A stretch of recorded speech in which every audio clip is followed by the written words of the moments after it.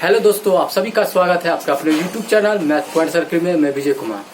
दोस्तों, आज हम आरआरबी और एनटीपीसी ग्रुप डी का जो एग्जाम होने वाला है और ये अंत तक हो जाएगा, मतलब दिसंबर के लास्ट टर्म में हो जाएगा और ये हमारा तीसरा पार्ट है। अगर आप पिछले के दो पार्ट नहीं देखे, पहला पार्ट और दूसरा पार्ट, तो प्ले लिस्ट बना हुआ है, प्ले लिस्ट में जाइए। अगर प्ले लिस्ट नहीं मिलता है तो आपको सिर्फ सर्च करना है यूट्यूब पे मैथ पॉइंट सर्किल और मेरा लोगो मिलेगा, उस लोगो पर क्लिक कीजिएगा। तो क्लिक करने के बाद पहले होम पेज होता है, होम पेज के बाद होगा आपका वीडियो और वीडियो के बाद होगा प्ले लिस्ट। तो प्ले लिस्ट पर जब दबिएगा तो उसमें बना होगा आरआरबी एनटीपीसी। तो उसमें दो पार्ट हो गया है, पहला क्लास दूसरा क्लास। आज हम तीसरा क्लास करने वाले हैं और ये तीसरा पार्ट है, पार्ट 3 है।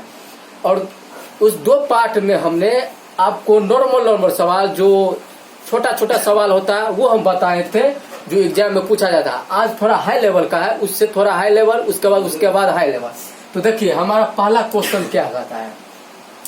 हमारा पहला क्वेश्चन है, राजीव को अंग्रेजी में अंक गणित में मिले अंकों के 1/3 अंक मिले। यदि उसे दोनों विषयों में कुल 128 अंक मिले तो उसे अंक गणित में कितने अंक मिले। देखिए सबसे पहली बात, एक छोटा छोटा कॉन्सेप्ट है वो समझना पड़ेगा। राजीव को अंग्रेजी में अंक गणित में मिले अंकों के 1/3 अंक मिले। मतलब राजीव को ये इंग्लिश माने अंग्रेजी, अगर अंग्रेजी में 1 अंक मिलता है तो मैथ में इसको मिलता है 3 अंक। क्योंकि यहाँ देखिए अंग्रेजी में अंक गणित में मिले अंकों के 1/3 का मतलब होता है 1/3। तो इसी को अनुपात में भी लिखा जाता है 1:3। इसको ऐसे भी लिख सकते हैं, लेकिन हमें सोचना है कि अंग्रेजी में अगर 1 मिला होगा तो अंकगणित में 3 मिला होगा, क्योंकि 1/3 का मतलब 1/3।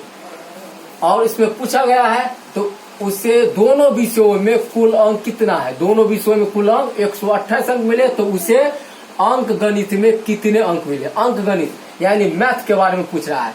तो देखिए हमें दोनों विषयों के बारे में पता है, 128 अंक मिले। यहाँ देखिए आंसर शुरू हो गया है, 128 गुना करना है और हमें पता करना है अंक गणित में कितना अंक मिला है।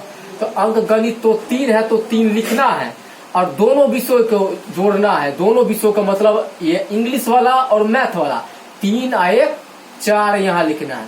4 से इसको डिवाइड कर दीजिए, 4 तिया 12 और 4 दूनी 8, बस गुना कीजिए, 3 दूनी 6 और 3 तिया 9। आपका आंसर तैयार है 96। एक बार और देख लीजिए, यहाँ थोड़ा कंफ्यूजन हो सकता है। अंग्रेजी में अंक गणित में मिले अंकों के 1/3 का मतलब 1/3 होता है, 1/3। अगर मान लेते हैं कि अंग्रेजी में 1 मिला होगा तो मैथ में कितना, गणित में अंकगणित में 3 मिला होगा। हमें दोनों विषयों के बारे में पता है कि 128 अंक मिला है।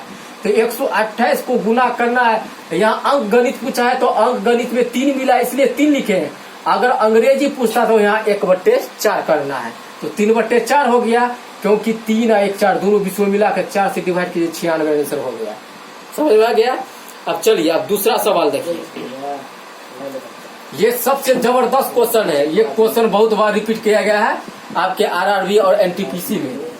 भैंसों तथा बतखों के एक समूह में सिरों की संख्या के दुगुने से 24 अधिक पैर है, तो भैंसों की संख्या के समूह में कितनी है। देखिए ये क्वेश्चन बहुत ही जबरदस्त है, ये बहुत बार पूछा गया है। भैंस तथा बतखों के समूह में सिरों की संख्या के दुगुने से 24 अधिक पैर है। सिर जो होगा, यहाँ जो भैंस और बतख होगा तो सिर तो सबको एक ही होगा।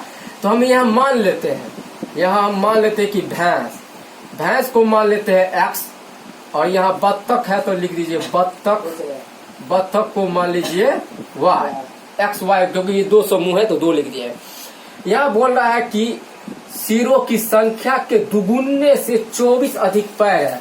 सिर भी है तो यहाँ सिर भी लिख लीजिए, सिर को मान लीजिए Z मानने के लिए। अब यहाँ प्रोसेस से देखिए कैसे बनता है। तो हमें देखिए x + y + z बराबर क्योंकि हमें और कुछ थोड़ा चीज भी इसको बदलना है। x प्लस वाई और सॉरी x प्लस वाई बराबर z कीजिए, क्योंकि इस सिर के बराबर है। x प्लस वाई बराबर z, क्योंकि बोला है सिरों की संख्या के दुगुने से 24 अधिक पैर है, तो सिर तो हम y को z को माने हैं, इस दोनों को जोड़कर और z के बराबर है। ये हो गया। अब चलिए दूसरा वाला देखिए, इधर इसको ऐसे भी लिख सकते हैं, लिखने का तरीका बहुत बार है। इसको अब क्या कीजिए, इसको फर्स्ट समीकरण कर सकते हैं। ये फर्स्ट हो गया। तो चलिए इसी को 2 से गुना कर दीजिए, क्योंकि ये दुगुने से अधिक 24 अधिक है ना, तो पहले इसको 2 से गुना कीजिएगा। तो 2x प्लस 2y बराबर 2z, मतलब ये हमारा हो गया फर्स्ट समीकरण। जो गुना दुगुने, सिरों की संख्या में दुगुने, तो ये सबसे मल्टीप्लाई करना है। अब आगे चलिए, इधर देखते रहिए। देखिए भैंस को कितना पैर होता है, 4, तो इसको 4x प्लस, बत्तख को 2 ही पैर होता है तो 2y, और इधर पैर वाला है ना, तो यहाँ 2z तो हो गए करेगा, और इसमें प्लस क्या करना है, 24 को जोड़ देना है। 24 जुट गया इसमें। अब चलिए, अब इसको क्या कीजिए, इस फर्स्ट समीकरण को लेकर आकर घटा देना है, सिर्फ कुछ नहीं करना है। 2x प्लस 2y बराबर 2z प्लस 24, ये हमारा आपका फर्स्ट समीकरण ये है। आपका ये सेकंड समीकरण है, क्योंकि सेकंड समीकरण में 4 पैर होता है भैंस का, और बत्तख के 2 ही पैर होता है, इसलिए 2y, ये तो 2z तो उधर तो ही है, क्योंकि दुगुने से 24 अधिक पैर है, तो पैर है। माइनस माइनस माइनस कर दीजिए ना, माइनस माइनस माइनस, ये सब देखते रहिए। यहाँ 4 x में से 2x चला गया तो 2x ना, ये दोनों कट गया। अब इधर ये भी कट गया। अब इधर देखिए, ये 24 इधर ही रहेगा, ये दुगुने से, ये तो फर्स्ट समीकरण है ना, ये फर्स्ट में 2z लिखा है। यहाँ बच गया कितना, 24 से 24, 2 से 12 दूनी 24, तो x बराबर कितना, 12। इसका आपका आंसर निकला x बराबर 12, यही आपका आंसर हो गया। तो हमें पूछा है भैंसों की संख्या, तो भैंस किसको माने हैं, x वाला को, तो x हो गया भैंस। अगर बत्तख पूछता तो यही x का मान इसी समीकरण में पहला में फर्स्ट में दीजिए या सेकंड में दीजिए, बात एक ही है, समझे। चलिए अब नेक्स्ट सवाल देखिए। थोड़ा आप लोगों का आज का क्लास जो है थोड़ा हाई लेवल का क्वेश्चन लाया है, क्योंकि 2 पार्ट जो हमने करवाए थे, फर्स्ट पार्ट और सेकंड पार्ट, उसमें थोड़ा लो लेवल का क्वेश्चन था, इसलिए धीरे धीरे करके हम थोड़ा हाई लेवल का भी क्वेश्चन करेंगे, बारी बारी से करेंगे। चलिए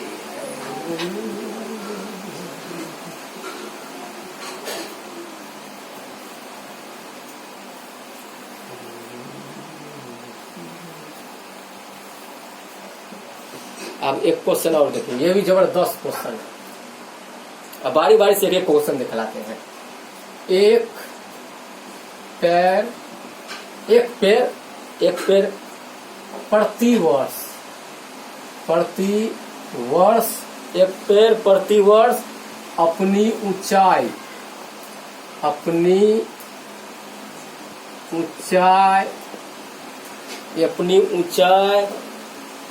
का 1/8 बढ़ता है 1/8 भाग बढ़ता है। यदि आज उसकी ऊंचाई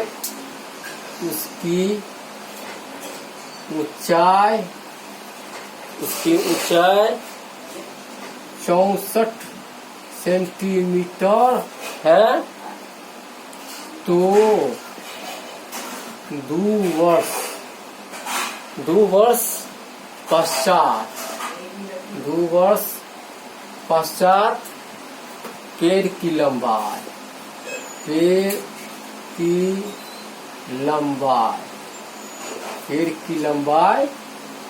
होगी।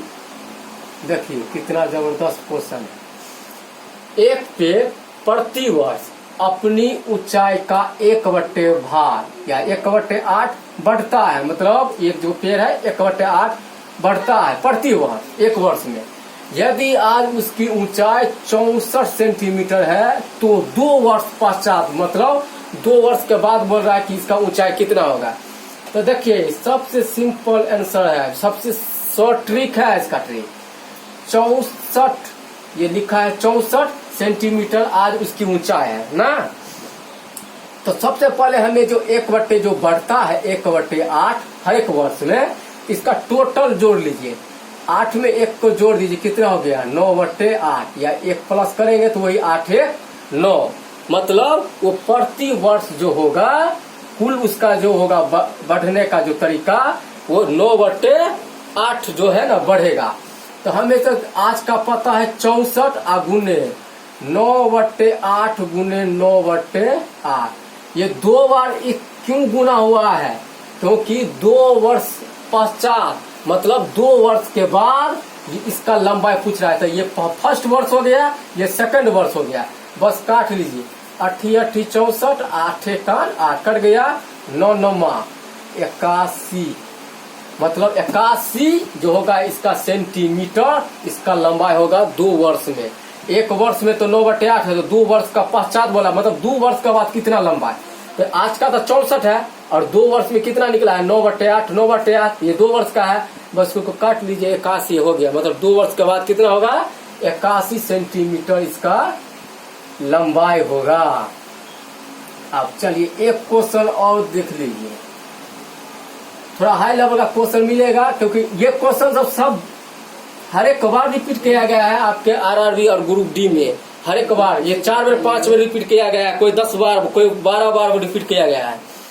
चलिए एक क्वेश्चन और देखिए, एक परियोगिता एक परियोगिता में 5 बच्चे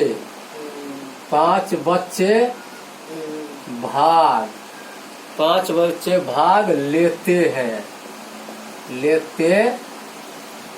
एक परियोगिता में 5 बच्चे भाग लेते हैं। प्रत्येक बच्चा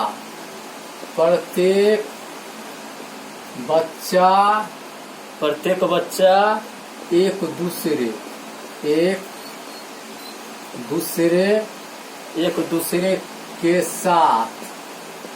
दूसरे के साथ खेलता है। एक दूसरे के साथ खेलता है तो कितने